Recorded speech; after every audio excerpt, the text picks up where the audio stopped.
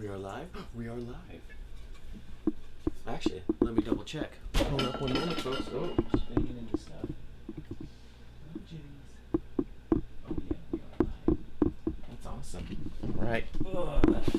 Get the hops off the ground there. Okay. Welcome, everyone,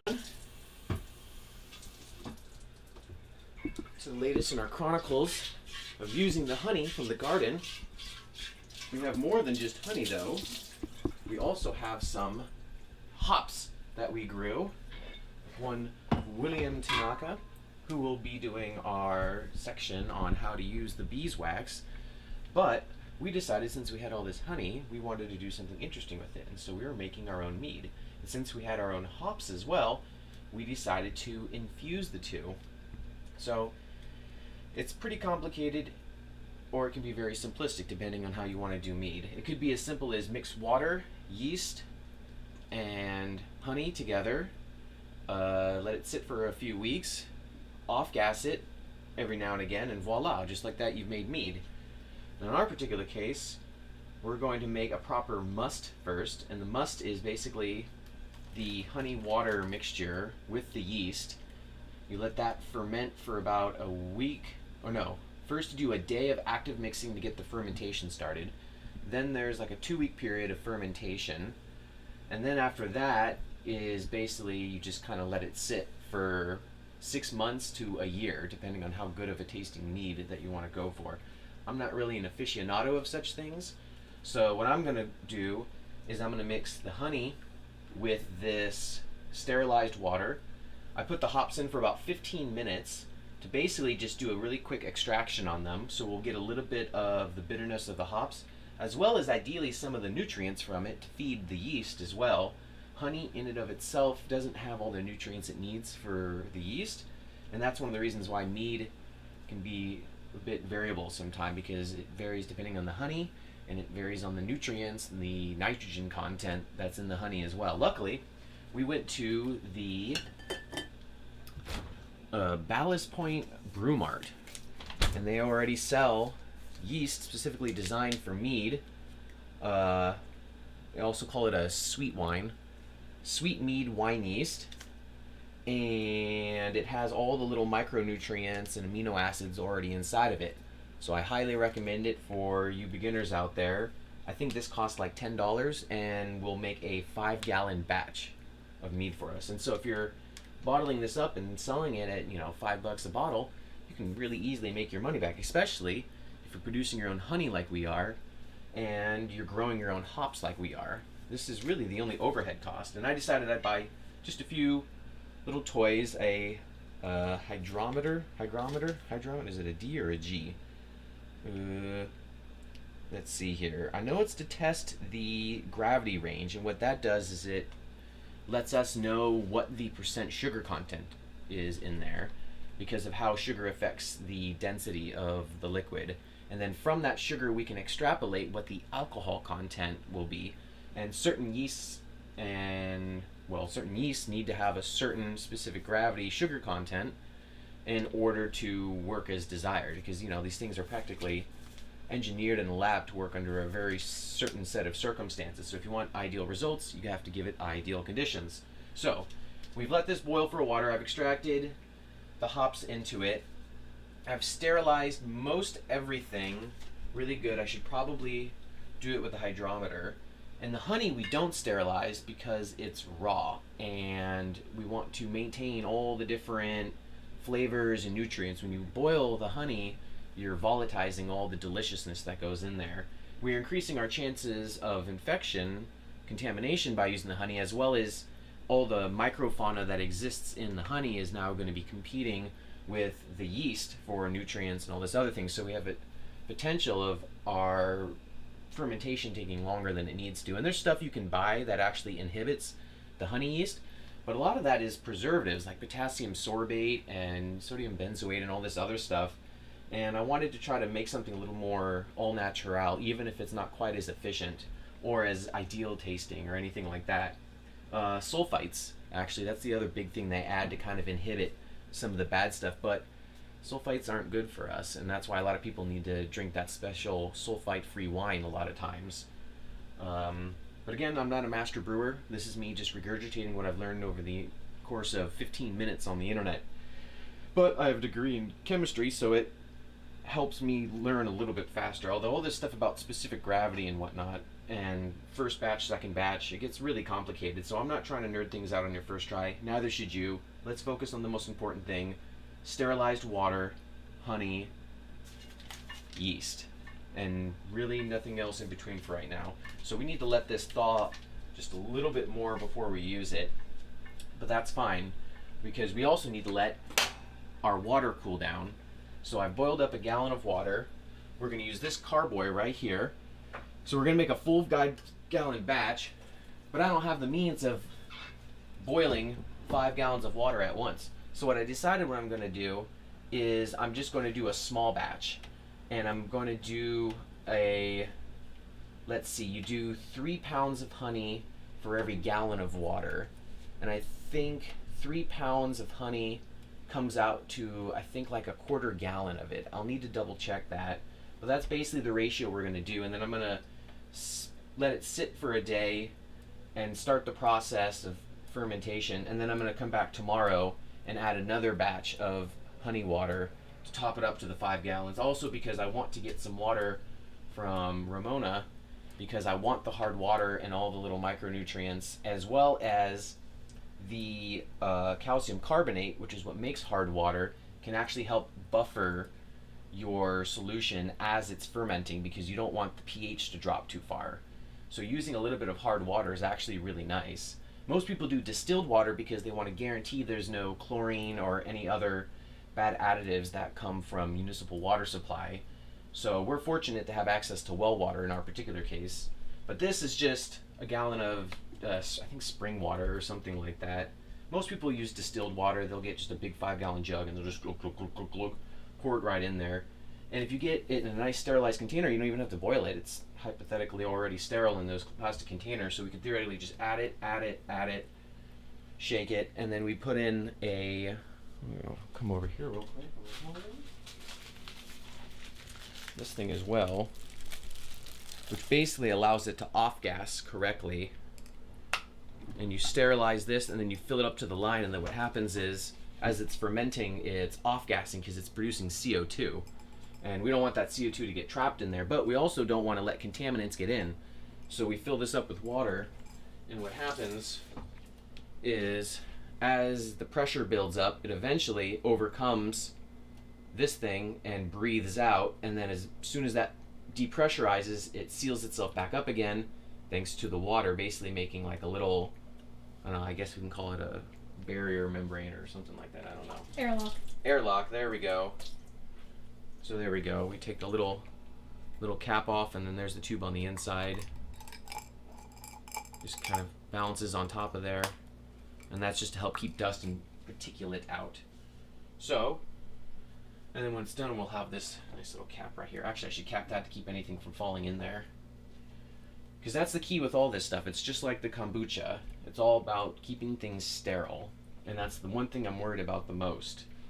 And so, while this is cooling down, and probably we won't film this part, but we're going to be adding this hygrometer, and then we're going to use that specific gravity reading, and then there's a great little piece of paper, it looks like I left it over there, and you basically account for temperature, and actually that's the big one, temperature. You account for the temperature, and then you get your specific density, and then you can add or dilute depending on what's needed to get you to that sweet spot range of what's not only optimal for your yeast, but optimal for what you're looking for in terms of alcohol content. I think it's the higher the number, the greater the sugar content, which would make sense. More density, more sugar, more alcohol. And so I think we're looking for, well, let's read the packaging, shall we? This thing is looking for about 1.008 to 1.02 is what we're looking for. And so I don't need to have any idea what that number means. I just need to know how to read it off of this thing. And if it's too high or too low, what to do to make it happen. But from your guys' perspective, you don't need to worry about that. So We have our specific gravity meter, hygrometer. Damn, I wish I remembered. We have our cork, and then once this all gets sterilized, it'll go in here, and it'll go in right there. But to start, it's going to be sealed for the first day or two, and we're just going to come and we're going to shake it, oxygenate it to get that fermentation and that yeast process all going. And then after a day or two of the shake, then it's 10 to 14 days where we're going to have this thing in here. And then after 14 days of that, then we're going to start to see chunks forming on the bottom. We're then going to decant it and take that liquid off the top, and then we can either put it into a separate container so that we can get rid of those chunks, because eventually the longer it sits, the more chunks will appear on the bottom and the more clear your mead will become. And then usually once it's clarified clear, that's a good indicator that it's reaching a drinkable state. And there's other stuff people add as well in order to prevent the cloudiness, because it starts to get a lot of pectin. Pectin is a byproduct that starts to build up, and it'll make it really cloudy. So there's like little pectin enzymes that you add into it, and it helps chew and make it all nice and clear. But again, we're going for all natural. I'm not trying to make a marketable mead that has good shelf appeal. We're just making something that's all natural and tastes good enough to drink. Again, I'm not much of an alcohol connoisseur, so to me it's like, whatever. I'm mostly doing this because I have all the ingredients, and why not? And if someone else likes it, well, all the better. So, I only used some of the hops because that process I said after we decant it to get rid of the chunks at the bottom, we have the opportunity to split it into 5 separate 1-gallon containers from this 5-gallon right here. And in one of those 1 gallons we're going to keep as a control. Another one we're going to add hops to try to give even more of that sort of hopsy IPA bitterness taste to it. Another one we're going to add pomegranate to, because pomegranates are just now getting out of season. And then another one we'll try some dates, and then we'll see maybe what we do with the other one. Maybe we'll only split this in half, or I don't know, remains to be seen. So this is starting to cool off. Taking a little laser gun here. Needs new batteries. It's at about 170 degrees right now. What I can do is once it gets down to about 150, I can mix the honey with it, and it'll actually help deactivate the wild yeast that's inside the honey. So if I want to try to have a best of both worlds approach, I can just do a sort of a budget sterilization of the honey to at least reduce the activity of the natural microfauna found within, and to just give our yeast just that little bit more of an oomph in sort of taking over, because that's what you're doing with this yeast. You're inoculating it with the strain that you want, and you're basically crossing your fingers that it becomes the dominant strain. That's why we sterilize everything. Again, just like kombucha, instead of SCOBY though, we have the yeast compound. And this is, obviously pre-mixed with a bunch of other stuff. Usually it would be like a powdered yeast that you would get. We got the fancy already micronutriented out and whatnot stuff. Because again, I'm a beginner at this. I wanted to take it easy. So 170 still, so we got time. This is the honey that we're going to use. Funnel, I got to sterilize all this stuff as well. I want to make sure that I can do that later. Let's get a shot of the honey. I can pick that up and move it over here. Oh my gosh, that's heavy. Oh, so yeah, there's that honey. So our honey is actually flowing quite a bit because we kind of contaminated it with a lot of water. But that's kind of okay because we're mixing it with water, and because of our hygrometer, we're going to be able to account for any dilution in that. In fact, I'm almost tempted to just add that to it right now just to see.